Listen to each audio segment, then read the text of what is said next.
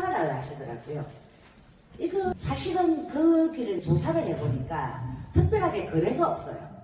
요즘 경기가 어때요? 별로 안 좋잖아요. 대출도 안 되고.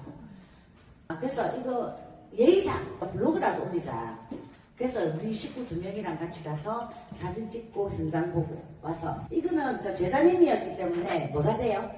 전속 중에. 전속으로 받은 거예요. 다른 데서 넣으면 전부 다 내한테 연락해라 하고 제가 집어나고 그대로 올렸어요. 올리고 후에 연락이 온 거예요.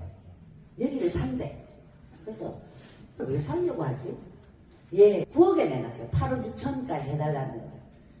9억에 내놨었는데 조절이 되냐? 그래서 예, 조절될 겁니다. 다시 알아보겠습니다. 물어보니까 8억 6천 받으면 된대요. 그래서 알겠다고 끊고 8억 6천이면 된답니다. 그랬더니 이게 분양가가 작년 2022년 봄에 이게 지금 잔금을 한 거더라고요. 그때 분양가가 다 합치면 8억 한 3천 정도 되더라고요. 근데 자기가 8억 6천 지등록세 합하고 자기 딴에는 조금 그렇다고 큰 손해는 아니지만 조금 손해는 본 물건이다 이랬어요. 6천 했더니 알겠습니다. 계약금 드리겠습니다. 얼마 드리면 됩니까? 저 전화로 10분도 채 안 걸렸어요. 우리 보통 전화 오면 어떻게 해야 되죠? 현장 확인해야 되잖아. 현장에서 만나서 소개하고 해야 되잖아. 블로그에 다 현장 소개 다 해놨어요. 지금 노출 다 해놨어요. 그러니까 매수인이 직접 가서 자기가 다 보고 그냥 계약만 하겠다고 연락이 온 거예요. 이게 믿으십니까?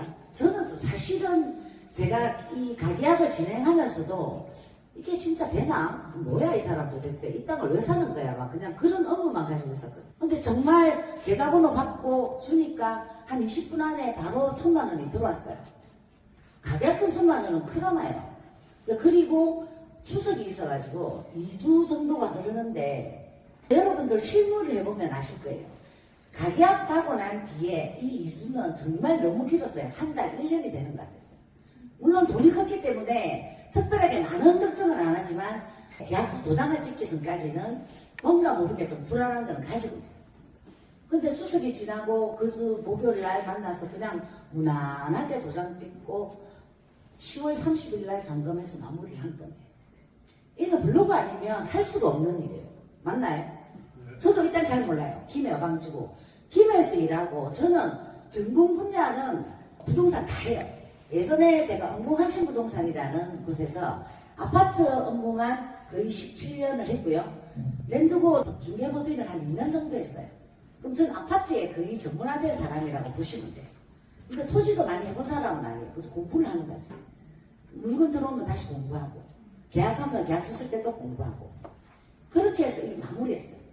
현장 가지도 않고 정말 블로그 하나 딱 써서 얼마 벌었다? 1,800만 원 벌었어. 지난달에 있었거든요. 하나만 더 이야기할게요. 자랑을 좀 해야 되더라고요. 지금 여기에 7기분들 계시잖아요.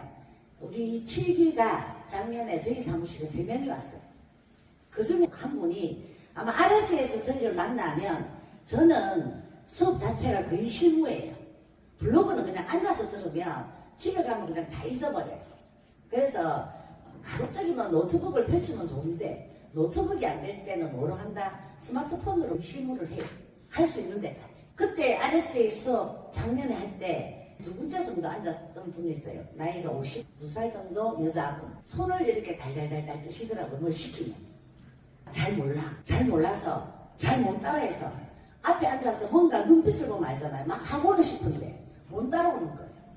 저거를 어떻게 하지? 그런데 이거는 많은 사람의 수업이기 때문에 혼자만 어떻게 할 수 있는 부분이 없어요. 근데 수업을 어느 정도 마칠 때 이분이 저한테 연락이 온 거예요. 교수님, 제가 스무산센터로 출근을 좀 해도 되겠습니까? 일을 배우고 싶어요. 이분 어디 사시냐면 원래 사세요. 원래가 어떻게 해요? 원래 있는 동네, 저기 동부산. 거기서 사상역까지 출퇴근하셨어요. 제가 그분한테 했던 말이 그 말이에요. 제가 열심히 하면 되는데 일단 결석은 안 되고 매일 와서 블로그 써야 되고 저희 사무실이 사상역에 있는데 2층에 있어요. 2층 사무실은 뭐예요? 한 달에 앉아 있어도 워크맨 걸어서 우리 사무실로 올라오는 사람은 거의 없다고 보셔요. 전부 다 뭐로 한다? 온라인으로 마케팅을 하시는 분들이 거의 10분들 있습니다. 아침에 출근하면 블로그예요. 오후에 임장 나가요. 그게 그분들의 하루 일과예요. 이분이 와서 제가 처음 블로그의 기본적인 것만 쭉 알려줍니다. 정말 한 달은 제가 봐도 갑갑할 정도로 그냥 보이잖아요. 그런데 정말 너무 열심히 아침 9시에 출근하세요. 아침 9시에 출근해서 화초를 참 좋아하시더라고요. 화초도 좀 챙겨주시면서 자기 블로그를 썼습니다. 한 달 반 이렇게 되니까 어떤 일이 일어나냐면 그때가 8월 그때 우리 여자 수장님들이 뭐가 계약이 많이 됐냐면 공공임대주택 혹시 아세요? 민간임대주택.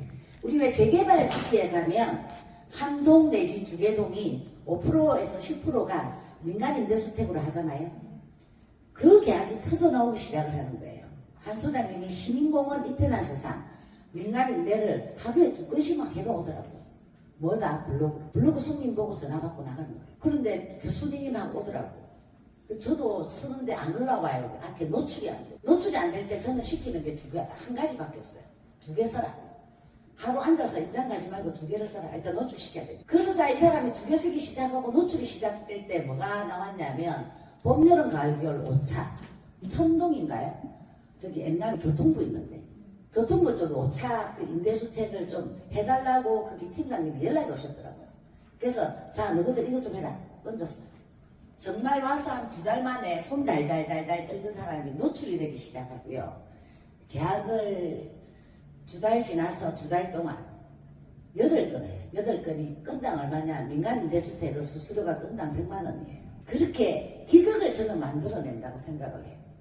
혼자 살 때는 저도 몰랐어요. 그냥 옛날에 한신아파트 앉았을 때는 그냥 혼자 블로그 하고 그냥 아파트 하나 팔고 이거였는데 여러 명이 하다 보니까 정말 갖가지의 효과들이 오는 게 뭐였다? 블로그 마케팅이었어. 이런 마케팅을 저는 우리 소장님들 이렇게 강의를 하거든요. 하면 정말 답답한 게 재개발, 재건축 정말 열심히 들어가요. 어제 선교쌤한테 듣고 내일은 또 다른 분한테 듣고 그런데 무조건 듣는다고 다 내 지식은 아니라는. 저는 이 RSA 창업사관학교를 좋아하는 것 중에 하나가 정말 여기서 여러분들이 정말 갖가지 하나하나 전부 다 들을 수 있어요. 이 들은 걸 여러분들이 공부를 해요. 그런데 내가 그 재개발 듣고 뭐 듣고 다 듣는데 이걸 어떻게 노출을 해야 되잖아요. 노출을 해서 매물도 받아야 되고 매수도 받아야 되고 무조건 내 머리에 넣는 것만 전문적인 지식만 먼저 생각하더라고요. 물론 다 알아요. 모르는 걸 전제로가 아니라 저는 반복해도 부족함이 없는 게 저는 마케팅이라고 생각을 하고요. 우리 소장님들은 내가 재개발 듣고 공장 듣고 토지 듣고 막 이런 걸 많이 듣는 게 부동산이라고 생각해요. 그래서 그 부분에서 여러분들이 조금 깨져야 된다. 지금은 뭐가 많아요? 지난해 통계에 보면 한 달에 1000개의 중개업소가 문을 닫았다고 해요. 올해 워낙 지금 경기가 안 좋기 때문에 우리끼리도 그래요. 우리 올해만 열심히 살자. 어떤 수단과 방법을 동원해서라도 올해는 우리 넘기자. 근데 이거를 넘기는 수단 중에 하나도 저는 블로그라고 생각을 해요. 다른 데는 전화도 못 받고 집에 간다 하는데 블로그 하는 우리 팀들은 전화를 받아요. 물건 매치가 의외로 상업용 공장 토지는 물건 매치시키는 게 주거용에 비해서 엄청나게 힘들더라고요. 개별성이 워낙 강하기 때문에 물건을 지금은 많이 우리가 쟁여놓는 기간이다 생각하면서 일을 하고 있어요. 물건도 뭐로 얻는다? 블로그로.